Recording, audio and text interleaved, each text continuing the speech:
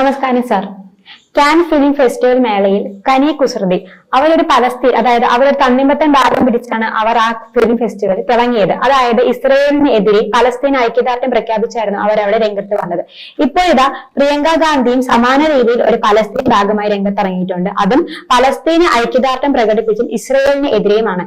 Israel എന്ന് പറയുന്നത് പലസ്തീന് ഇങ്ങനെ തുടർച്ചയായി ആക്രമണം നടത്തുമ്പോൾ മറ്റു പല രാജ്യങ്ങളും ആക്രമണം നിർത്തണമെന്ന് പറഞ്ഞിട്ട് കൂടി അതൊന്നും മുഖവിലക്കെടുക്കാതെയാണ് ഇസ്രയേൽ മുന്നോട്ട് പോയിക്കൊണ്ടിരിക്കുന്നത്. അപ്പോൾ പ്രിയങ്ക ഗാന്ധിയുടെ ഈ പലസ്തീൻ ഭാഗം ഇസ്രയേൽ മുഖവിലക്കെടുക്കുമ്പോൾ അതും ഇതും തള്ളിക്കളഞ്ഞാണ് ഇസ്രയേലിന്റെ അടുത്ത പോക്ക്. ഇസ്രയേൽ ആരെയും മുഖവിലേക്ക് എടുക്കുന്നില്ല.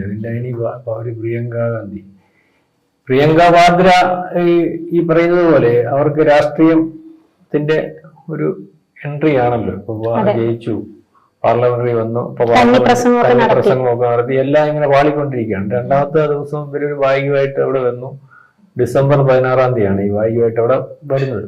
അപ്പൊ അതിനകത്ത് വളരെ കൂടുതൽ വലിയ ഒരു ചർച്ചയിലേക്കാണ് BJP പോയത്. BJP അറിയാമല്ലോ, എന്ത് കണ്ടാലും അല്ലെങ്കിൽ ചർച്ച ചെയ്യാനുള്ള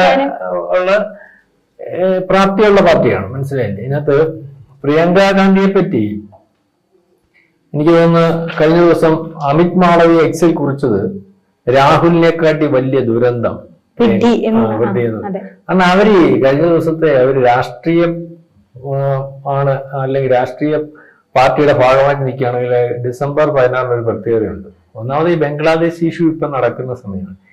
കിഴക്കൻ പാകിസ്ഥാനായിരുന്നതിനെ വേർപെടുത്തി നമ്മുടെ ഇന്ത്യ പാകിസ്ഥാനായിട്ട് യുദ്ധം ഉണ്ടാക്കി ബംഗ്ലാദേശിന് സ്വാതന്ത്ര്യം ഉണ്ടാക്കി കൊടുത്ത ദിവസം 1971 ഡിസംബർ 16 അല്ലെങ്കിൽ ഡിസംബർ 16 95,000 പട്ടാളക്കാര് അല്ലെങ്കിൽ പട്ടാള മേധാവി സർവീസ് റിവാൾവർ മേശപ്പുറത്ത് വെച്ചിട്ട് നമ്മളുമായിട്ടുള്ള യുദ്ധം അല്ലെങ്കിൽ കീഴടങ്ങി അവസാനിപ്പിച്ചു. അതിന് നേതൃത്വം കൊടുത്തത് ഇന്ദിരാഗാന്ധിയാണ്.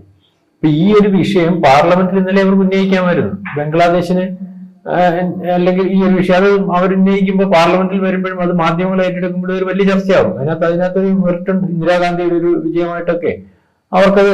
മാത്രമല്ല ഇന്ദിരാഗാന്ധിയുടെ ഭാഗമായിട്ട് ഉള്ള ആളാണ്, നാളെ കാലത്ത് ഇന്ദിരാഗാന്ധി ആണെന്ന് പറഞ്ഞുകൊണ്ടാണല്ലോ ഇവരെ പ്രിയങ്കാഗാന്ധി ഇപ്പൊ അവതരിപ്പിക്കുന്നത്. കാരണം ആ ഒരു അങ്ങനെയെങ്കിലും ഒന്ന് കയറ്റി വിടാൻ നോക്കിയപ്പം അവർ ഇന്ദിരാഗാന്ധിയുടെ ഈ പറഞ്ഞ ഫോട്ടോ സ്റ്റാറ്റ് പോലെ ഇരിക്കുന്നു എന്നുള്ളതല്ലാതെ അവരുടെ ഒരു ഗുണവും ഇല്ലാത്ത ഒരു സ്ത്രീയായിട്ടാണ് ഇപ്പൊ വന്നിരിക്കുന്നത്. മാത്രമല്ല ഇവര് കളിക്കുന്ന ഈ മതേതര ജനാധിപത്യ രാജ്യമായ ഇന്ത്യ മഹാരാജ്യം, നമുക്ക് ഓരോ രാജ്യത്തോടും ഓരോ നിലപാടുണ്ട്. ഇസ്രായേലിനോട് നിലപാടുണ്ട്, പാലസ്തീനോട് നിലപാടുണ്ട്.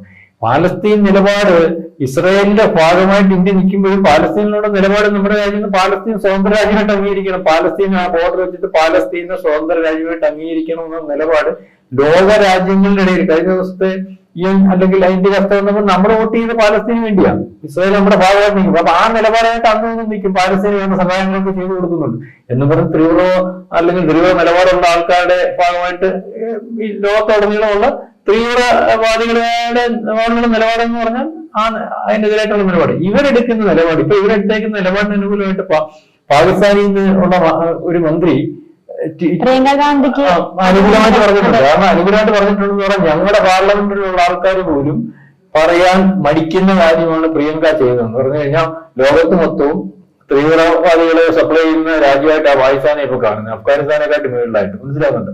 ആ രാജ്യത്തിനകത്ത് പാർലമെന്റിൽ പോലും ഇതിന് ധൈര്യം കാണിക്കത്തിരുന്നു. അപ്പൊ പ്രിയങ്ക ഗാന്ധി തോളം ചർച്ചാ വിഷയമാവും. ഇനി അവരെ ഈ പറയുന്ന അവർക്കെതിരെ അമ്മയ്ക്കെതിരെ അവിടെ അല്ലെങ്കിൽ രാഹുൽ ഗാന്ധിക്ക് എതിരെ BJP ഉന്നയിക്കുന്ന വിഷയങ്ങളെല്ലാം ശരിയാണെന്ന് വരുന്ന ഒരു പൊളിറ്റിക്സ് ആയിട്ടല്ലേ പോകുന്നത്. കാരണം ഇവരുടെ ഈ ഇസ്രായേൽ എന്ന് പറയുന്ന രാജ്യം രൂപീകരിച്ചതിന് ശേഷം ഈ ഇസ്രായേൽ എന്ന് പറയുന്ന രാജ്യത്തിന് സംരക്ഷണം കൊടുത്ത് ഇവരുടെ കോൺഗ്രസ് പാർട്ടിക്കകത്ത് പറയുന്ന ഇന്ദിരാഗാന്ധി ഉൾപ്പെടെയുള്ള അല്ലെങ്കിൽ ആണല്ലോ. അതുകൊണ്ടാണല്ലോ ഈ പറയുന്ന ഇന്ത്യ മഹാരാജ്യത്ത് ഒരു ലോകത്തുടനീളം ഈ ജൂതന്മാരെ ഭിന്നിപ്പിച്ച് പറഞ്ഞവരെ നശിപ്പിക്കാൻ ശ്രമിച്ചപ്പോഴും അതിനകത്ത് ക്രിസ്ത്യാനിയും ജൂതനെ നശിപ്പിക്കാനാണ്. കാരണം ഇപ്പൊ ചരിത്രം പരിശോധിച്ചാൽ മനസ്സിലാവും. ജൂതൻ അവിടെ യേശുക്രിസ്തുവിനെ കൊന്ന അല്ലെങ്കിൽ യേശുക്രിസ്തുവിനെ അന്ന് ജൂതന്മാരാണല്ലോ വധിക്കുന്നത്, അതിന്റെ ആളുകളാണെന്ന് പറഞ്ഞിട്ടാണ് അവര് ഈ ക്രിസ്ത്യാനികളും മുസ്ലിങ്ങളും എല്ലാം ജൂതനെതിരായിരുന്നു. അപ്പം ആ സമയത്ത് ലോകം മൊത്തം ജൂതൻ പീഡിപ്പിക്കപ്പെടുമ്പോൾ സ്വന്തം ഐഡന്റിറ്റിയിൽ ജീവിക്കാൻ വയ്യാതെ പല രാജ്യങ്ങളിലും പോയി ഐഡന്റിറ്റി മാറ്റി ജീവിച്ച ഒരു കാലമുണ്ട്. അതിന്റെ ഭാഗം ഈ സോറോസ് ഉൾപ്പെടെയുള്ള ഈ അന്ന് ജൂതനല്ലെന്ന് പറഞ്ഞ് ജീവിച്ച അവൻ ജൂതനാന്ന് പറയാൻ കൊന്നുകളയും. അപ്പൊ ആ രീതിയിലേക്കുള്ള ഇന്ത്യയുമായിട്ട് നല്ല ബന്ധത്തിൽ നിൽക്കുന്നത്. നമുക്ക് പ്രധാനപ്പെട്ട വിഷയങ്ങളിൽ എപ്പോഴും നമുക്ക് ഒരു കാര്യം വരുമ്പോൾ നമ്മളെ ഗുണിക്കുന്ന രാജ്യം ഇസ്രായേൽ തന്നെയാണ്. ഈ കാർഗിൽ യുദ്ധ സമയത്തും നമുക്ക് നിർണായകമായ കാര്യം വരുമ്പോൾ നമുക്ക് വിശ്വസിക്കാവുന്ന ഒരു രാജ്യമാണ് ഈ പറയുന്ന ഇസ്രായേൽ. അപ്പൊ നമ്മളുടെ നിലപാടെന്ന് പറഞ്ഞാൽ ഒരു രാജ്യവും ഒരു രാജ്യത്തെ കടന്നാക്രമിക്കുന്ന നിലപാടിനോട് നമുക്ക് യോജിപ്പില്ല. ഒരു രാജ്യത്തോട്ട് കടന്നു കയറിയാൽ ആ രാജ്യം തിരിച്ചടിക്കുന്നതിനോടുള്ള, അല്ലെങ്കിൽ അങ്ങനെ തിരിച്ചടിക്കണം, അല്ലെങ്കിൽ തീവ്രവാദത്തെ പ്രോത്സാഹിപ്പിക്കേണ്ട കാര്യമില്ല. അപ്പം ഈ രീതിയിൽ ഇപ്പൊ ഇന്ത്യ മഹാരാജ്യത്ത് ഉള്ള ഉടനീളമുള്ള പ്രചരണം പോലെ അറിയാം. ഇന്ത്യ മഹാരാജ്യത്തുള്ള പ്രചരണം എന്തുവാണ്? ഇവിടെ സംഘടിതമായ വോട്ട് മുസ്ലിം വോട്ടുണ്ടെന്നും അവരുടെ വോട്ട് മാത്രമാണ് സംഘടിതമെന്നും വിചാരിച്ചിട്ട് ഇവിടുത്തെ രാഷ്ട്രീയ പാർട്ടികൾ മുസ്ലിങ്ങളെ സന്തോഷിപ്പിക്കാൻ വേണ്ടി ചില കാര്യങ്ങളൊക്കെ ചെയ്യുന്നുണ്ട്. മുസ്ലിങ്ങളെ സന്തോഷിപ്പിക്കാൻ വേണ്ടി ഇവിടെയുള്ള ഗാസയില് ഉള്ള തീവ്ര ഗ്രൂപ്പിനെ സന്തോഷിപ്പിച്ചിട്ട് കാര്യമൊന്നുമില്ലല്ലോ. അല്ലെങ്കിൽ സിറിയയിലുള്ള ആ തീവ്ര ഗ്രൂപ്പുകളുടെ ഭാഗമായിട്ട് നിൽക്കുന്ന, അല്ലെങ്കിൽ ഈ പറയുന്ന പാലസ്തീന്റെ ഭാഗമായിട്ട് നിൽക്കുന്നതല്ലേ പാലസ്തീനെ നശിപ്പിക്കുന്നവര്. ശരിക്കും ഇത് പരിശോധിക്കുമ്പോൾ പാലസ്തീനിന് എന്റെ രാജ്യത്തിനകത്ത് കടന്നു കയറി അവരെ രക്ഷിക്കാനെന്നുള്ള വ്യാജേന ആ രാജ്യം നശിപ്പിച്ചുകൊണ്ടിരിക്കുന്ന ഒരു ഗ്രൂപ്പാണല്ലോ ഈ പറയുന്ന ഈ ഗാസ. നമുക്ക് പരിശോധിക്കാൻ മനസ്സിലാവും. കാരണം ഇപ്പൊ ഏറ്റവും അവസാനം ഈ യുദ്ധ സമയത്ത് തന്നെ ഈ പറയുന്ന അവിടുത്തെ തീവ്ര ഗ്രൂപ്പുകളുടെ കുറെ വീഡിയോസ് ഒക്കെ വെളിയിലുണ്ട്. കാരണം അവർക്ക് അനുകൂലമായിട്ട് നിൽക്കുന്നതിന് വേണ്ടി പാലസ്തീനുള്ള സ്വതന്ത്ര നിലപാടുള്ള ആൾക്കാരെ, അല്ലെങ്കിൽ അവിടുത്തെ ആൾക്കാരെ പിടിച്ചുകൊണ്ടുപോയി ക്രൂരമായിട്ട് മർദ്ദിക്കുന്ന ഒരവസ്ഥ, അല്ലെങ്കിൽ അവരെ ക്രൂരമായിട്ട് മർദ്ദിക്കണം. അവർക്കെതിരെ സംസാരിക്കുന്ന ഒരു രീതിയിലേക്ക് കാര്യങ്ങൾ പോകുന്ന ആളുണ്ടെങ്കിൽ അവരെ അടിച്ചമർത്തി പോകുന്ന ഒരവസ്ഥ. ലോകത്തിൽ ഉടനീളമുള്ള ഈ തീവ്ര ഗ്രൂപ്പുകളുടെ അധീനതയിൽ വരിക്കുന്ന മുസ്ലിം രാജ്യങ്ങളുടെ എല്ലാ അവസ്ഥയും ഇതാണ്. അത് ഇറാന്റെ അവസ്ഥയായാലും അഫ്ഗാനിസ്ഥാന്റെ അവസ്ഥയായാലും ഇപ്പം ബംഗ്ലാദേശിന്റെ അവസ്ഥയായാലും ഇത് തന്നെയാണ്. കാരണം അവിടെ സ്ത്രീകൾക്ക് സുരക്ഷയില്ല, അല്ലെങ്കിൽ സ്ത്രീകളുടെ സുരക്ഷ, അല്ലെങ്കിൽ സ്ത്രീകളുടെ സ്വാതന്ത്ര്യത്തിന് തന്നെ അവരെ പിടിച്ചു. പിന്നെ സ്ത്രീകൾക്ക് ഇപ്പൊ തന്നെ ഏറ്റവും അവസാനം ബംഗ്ലാദേശിൽ സ്ത്രീകൾക്ക് വെളിയിറങ്ങാൻ പറ്റാതെ ഇപ്പൊ ഓരോ 10 കൊടുത്തു കഴിഞ്ഞു. കാരണം ഇനി മാർക്കറ്റിലൊന്നും സ്ത്രീകൾ കാണാൻ പാടില്ല, വിദ്യാഭ്യാസ മേഖലയിൽ സ്ത്രീകൾ വരാൻ പാടില്ല. അപ്പൊ ഈ രീതിയിലുള്ള കാര്യങ്ങൾ ഇത് അങ്ങനത്തെ ലോകം ദൈവം അനുഭവിച്ചേക്കുന്ന, അല്ലെങ്കിൽ ഈ ദൈവത്തിന്റെ പേര് പറഞ്ഞ് ഈ രീതിയിൽ അവര് മുസ്ലിങ്ങളുടെ രക്ഷകരാണെന്നും മുസ്ലിങ്ങളുടെ ആൾക്കാരാണെന്നും ഒക്കെ കണ്ട് ഇതിനെല്ലാം ഉരുത്തിരിക്കുന്ന ആരാന്നറിയാം. ഇത് അമേരിക്ക പോലുള്ള രാജ്യമാണ്. ഈ പാലസ്തീന്റെ ഈ ഇറാഖിന്റെ ഭാഗമായിട്ട് നിൽക്കുന്ന തീവ്ര ഗ്രൂപ്പുകൾക്കെതിരെ ഉരുത്തിരിച്ചുകൊണ്ട് അമേരിക്ക കൊണ്ടുവന്ന IS എന്ന് പറയുന്നത്. കാരണം ഈ സുന്നി ഷിയ ഉണ്ടല്ലോ, ഷിയ വിഭാഗമാണല്ലോ ഇറാഖിന്റെ ഭാഗം. ഈ ഷിയ വിഭാഗത്തിന്റെ മിലിറ്റന്റ് ഗ്രൂപ്പ് കൂടുതൽ. കാരണം അവർ അധികാരത്തിൽ വന്നതിന് ശേഷം ഇറാഖിന്റെ പരിപാടി അയാൾക്ക് ലോകത്തിലെ മുസ്ലിങ്ങളുടെ നേതാവാണ്.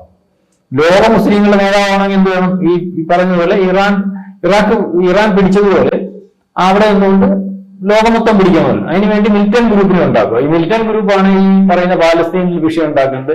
ഈ പറയുന്ന മറ്റ് രാജ്യങ്ങളുമായിട്ട് വിഷയം ഉണ്ടാക്കുന്നതിന് വേണ്ടി ഇവരെയാണ്. എന്നിട്ട് മുസ്ലിങ്ങളെ കൊന്നു കളഞ്ഞു. ഇപ്പം ഇസ്രായേലുമായിട്ടുള്ള യുദ്ധ സമയത്തല്ലേ അവരെ തമ്മിലുള്ള സംഘർഷം. അതിന് മുമ്പുള്ള നടക്കുന്ന സംഘർഷം ഷിയ സുന്നി സംഘർഷമാണോ, അഹമ്മദിയുമായിട്ടുള്ള സംഘർഷമാണോ, ഇതെല്ലാം മുസ്ലിങ്ങളാണോ?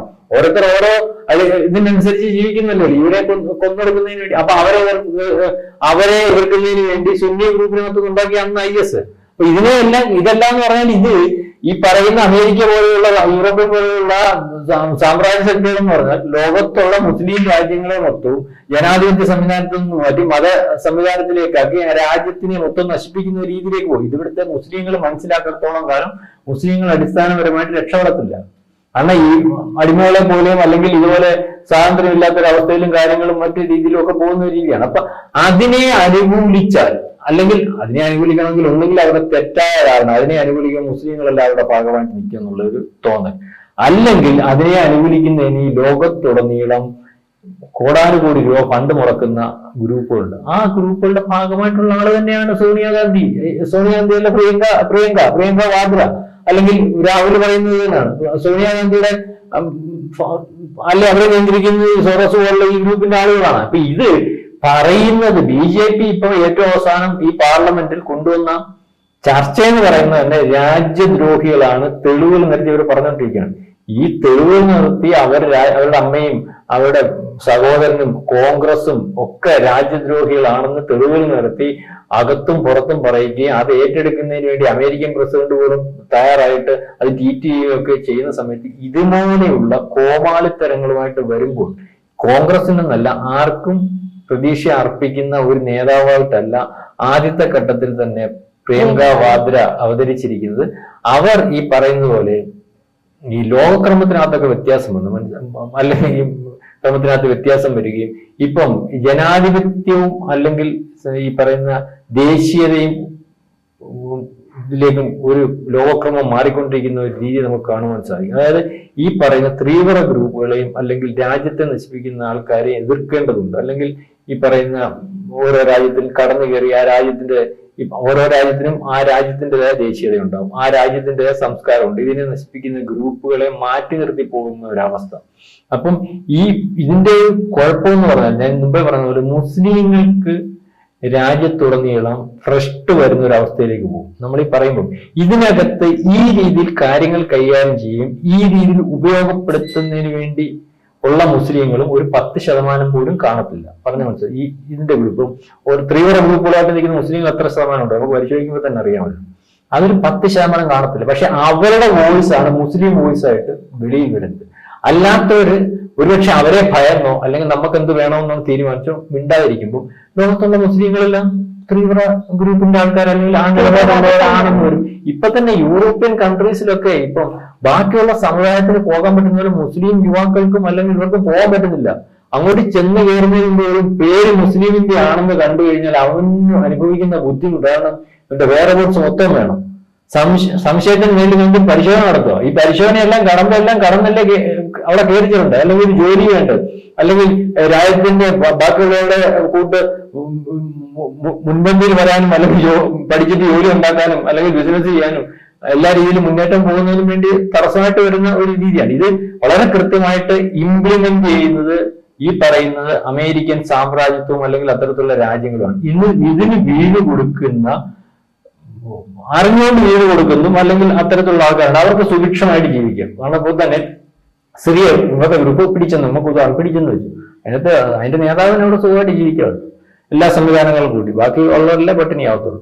ഇപ്പൊ തന്നെ ബംഗ്ലാദേശില് അതിന് നേതൃത്വം കൊടുക്കുന്ന ആളിന് ഇത് ആ രീതിയിൽ കൈകാര്യം ചെയ്യുന്നതിന് ആ രാജ്യത്തിനകത്തു നിന്നും അയാൾക്ക് വേണ്ടതൊക്കെ കിട്ടും, പിന്നെ വെളിയിൽ നിന്ന് കിട്ടും. അപ്പൊ ഈ രീതിയിൽ ബാക്കിയുള്ളതെല്ലാം അടിമകളെ പോലെ. അപ്പം ബാക്കിയുള്ള ഈ എപ്പോഴും നമ്മൾ ഈ ലോകത്ത് വളരെ പുറകോട്ടൊക്കെ പരിശോധിക്കുമ്പോൾ എല്ലാത്തിനെയും കീഴ്പ്പെടുത്തി നയിക്കാൻ ഓരോ രാജ്യങ്ങളുണ്ട്. ആ രാജ്യത്തിന്റെ പ്രധാനപ്പെട്ട രാജ്യം അമേരിക്കയ്ക്ക് അപ്പുറം വരാൻ സാധ്യത ഉണ്ടായിരുന്നു എന്ന് പറഞ്ഞാൽ ഈ ഗൾഫ് കൺട്രീസും മുസ്ലിം രാജ്യങ്ങളും ഒക്കെയാണ്. അമേരിക്കയുടെ ഭാഗമല്ലാതെ നിൽക്കുന്ന മുസ്ലിം രാജ്യങ്ങളെ മൊത്തം അവർ നശിപ്പിച്ചു.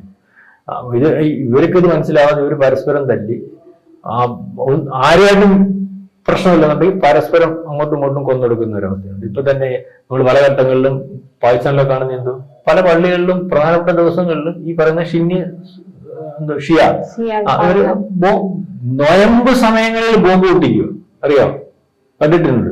ഇതെല്ലാം നടന്നുകൊണ്ടിരിക്കും. ഇപ്പൊ തന്നെ ഈ ഇറാഖിന്റെ പരമാധികാരി അല്ലെങ്കിൽ ഇത് ചെയ്യുന്നുണ്ട്.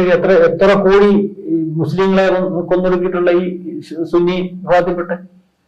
പിന്നെ മാത്രമല്ല സൗദി അറേബ്യ ചെയ്തുകൊണ്ടിരിക്കുന്ന ഒരു കാര്യം എന്തോ ഈ ഇടയ്ക്കിടയ്ക്ക് ആക്രമണം നടത്തിക്കൊണ്ടിരിക്കുക. അപ്പം ഇതിന്റെ ഭാഗമായിട്ട് ഈ പറയുന്ന പ്രിയങ്ക ഗാന്ധി ഇന്നലെ അവിടെ ചെയ്യേണ്ടതെന്ന് പറഞ്ഞാൽ അവരുടെ അമ്മൂമ്മ ചെയ്ത ഒരു വലിയ കാര്യത്തിന്റെ വിജയ് ദിവസം എന്ന് പറഞ്ഞ ഒരു ദിവസം ഇന്ത്യ മഹാരാജ്യത്തെ നമ്മുടെ ഇന്ത്യയുടെ വിജയം, പട്ടാളത്തിന്റെ വിജയം ആഘോഷിക്കുന്നത് വളരെ ബുദ്ധിപൂർവ്വം BJP ഉൾപ്പെടെയുള്ളവര് അത് സൈലന്റ് ആക്കി വെച്ച സമയത്ത് അത് ഏറ്റെടുക്കണമായിരുന്നു. ലോകം ചർച്ചയാക്കണം. ഇപ്പോൾ അത് ചർച്ചയാക്കി കഴിഞ്ഞാൽ ബംഗ്ലാദേശ് വിഷയം ലോകം മൊത്തം ചർച്ചയാകുന്നത്. അത് രാഷ്ട്രീയത്തിന് അത് വളരെ മുന്നേറ്റം ഉണ്ടാക്കാൻ അവർക്ക് സാധിക്കുമായിരുന്നു. അതിനെ പറയുന്നത് ഒരു പാലസ്തീന്റെ ഭാഗമായിട്ട് കനി കുസുറി എന്ന് പറഞ്ഞ മൈത്രേന്റെ മോളാലോ അയാളെ അറിയാമല്ലോ. ഇപ്പൊ അയാളുടെ ന്യായമൊന്നും ലോകത്ത് ആർക്കും അംഗീകരിക്കാനും പറ്റില്ല. ആ ന്യായമായിട്ട് അല്പത വസ്ത്രധാരിയായിട്ടൊക്കെ നടക്കുന്ന ഒരു കൊച്ചു അത് സിനിമാടിയായിട്ടൊക്കെ ആൾക്കാർ അംഗീകരിക്കാനും അല്ലെങ്കിൽ ക്യാൻ ഫെസ്റ്റിവലിലൊക്കെ ശരിയാന്ന് പറയാനൊക്കെ ആൾക്കാരാണ്. പക്ഷേ പക്വതയുള്ള രാഷ്ട്രീയക്കാരിയും നാളെ കാലത്തെ പ്രതീക്ഷയോടുകൂടി ഈ പറയുന്ന ഇന്ത്യയുടെ ഏറ്റവും ശക്തയായ ഒരു പ്രധാനമന്ത്രിയും ലോകത്തെ ഏറ്റവും ചർച്ച ചെയ്യപ്പെട്ട ഒരു വനിതയൊക്കെ ആയിരുന്നു ഈ പറയുന്ന ഇന്ദിരാഗാന്ധി. അവരുടെ മോക്കിച്ഛായെങ്കിലും ഇവർക്കുണ്ടെന്ന് വിചാരിച്ച് ഒരവസരം കിട്ടിയപ്പോൾ രാഷ്ട്രീയമായിട്ട് ഉപയോഗിക്കുന്നതിന് പകരം ഇസ്രായേലിനെ പുറകോട്ടടിക്കുന്നതിനും അല്ലെങ്കിൽ ഞാൻ ഇന്നതിന്റെ ഇവർ ആരുടെയും ഭാഗമായിട്ടല്ല നിൽക്കേണ്ടത്. ഇവർ ഇന്ത്യയിലുള്ള മൊത്തം ആൾക്കാരുടെയും ഭാഗമായിട്ട് നിൽക്കുന്ന ഒരു രാഷ്ട്രീയ പ്രവർത്തകയായി പൊതുസമ്മതയായിട്ട് മുന്നോട്ട് പോകുന്നതിന് പകരം ആരുടെയെങ്കിലും ഒക്കെ ഭാഗമായിട്ട് നിന്ന് പോകുന്ന ഒരവസ്ഥ വന്നാൽ ഒന്നുകിൽ അവരുടെ അജ്ഞത കൊണ്ടോ അല്ലെങ്കിൽ അച്ചാരം മേടിച്ചിട്ട് നിൽക്കുന്നതായിട്ട് നമുക്ക് പറയുവാൻ സാധിക്കും.